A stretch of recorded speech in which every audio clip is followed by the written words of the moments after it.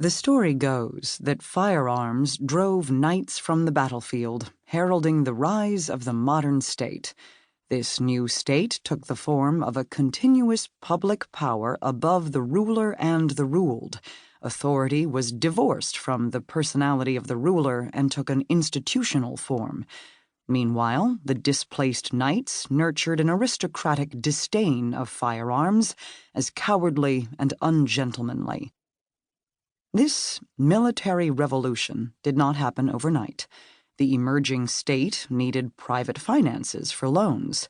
Its war expenditures continually outran tax revenues. It borrowed from goldsmiths, who assigned interest on royal debt to their own creditors, a precursor of the national debt. Military entrepreneurs provided the lower-level organization emerging states lacked, raising troops on contract and supporting them with state pay, plunder, and forced contributions.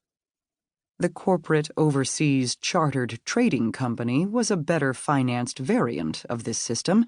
Such companies, the East India Company, the South Sea Company, and so on, supplanted goldsmiths and moneylenders, marking the corporate embodiment of financial interest.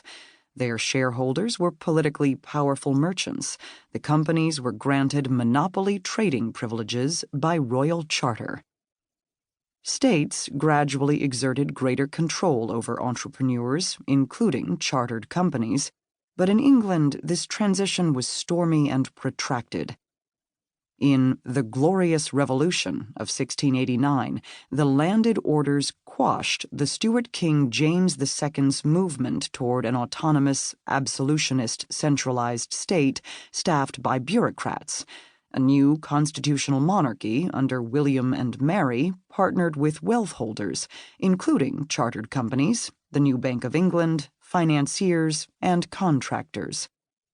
The Bank of England and trading companies now assumed a managerial role akin to fiscal departments of government. For instance, in 1711, naval debts were transferred to South Sea Company stock, and the Navy's primary nail contractor, Ambrose Crowley, who had stopped delivering goods for lack of payment, was awarded enough stock to merit a directorship in the company. Such figures were both inside and outside the state. There was no distinction between public and private. This corporate state was an organic collection of interactive institutions, communities, and social networks, including the Crown, with varying degrees of autonomy. Getting from this 18th century agglomeration to the Victorian imperial state, in which the distinction between public and private, state and market was naturalized, was a gradual process. The South Sea Company eventually ceased trading and functioned as a branch of the Exchequer. Such companies became integrated with the state's administrative machinery, but it took time. Meanwhile, public and private power were also indistinguishable at the local level. Great landowners and merchant oligarchs were members of Parliament, MPs, but also held wide and unsupervised judicial and administrative powers, hogging powerful unpaid local offices. Lord Lieutenant, Sheriff, Justice of the Peace, an array of committees dealing with increasingly pressing and complex local needs. They commanded the militia.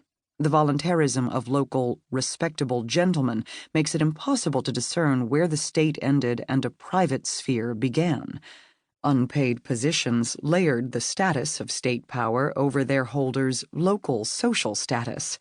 They could secure compliance with the threat of legitimate force, even though they did not always see themselves as preeminently agents of the state, and even though their power did not derive solely from their office.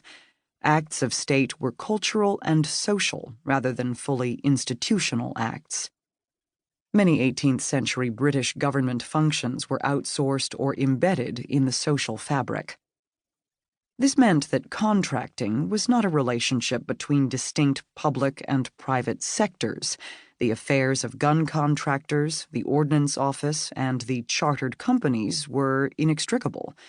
The state cultivated the British gun trade against this backdrop in a time of dynastic insecurity. It feared that a single concentrated set of domestic gun makers might be seduced or coerced into throwing its weight and weapons behind those who would undo the settlement of 1689, rebels known as Jacobites. And so it worked to multiply the number of domestic producers and to reduce the political leverage of individual gunmakers, not as an explicit grand plan, but as a guiding principle in ad hoc decisions. The effort to diffuse arms-making skill was about preventing arms from falling into rebel hands. The resulting competition among gunmakers meant security for the state, but low profits for them. The object was not a military-industrial complex, but a steadily expanding military-industrial society. To encourage competition, the state also supported the trade's sales to chartered companies and other customers, particularly those involved in the slave trade. By the 1750s, gunmakers were dependent on the state, though the state had reduced its dependence on any one of them.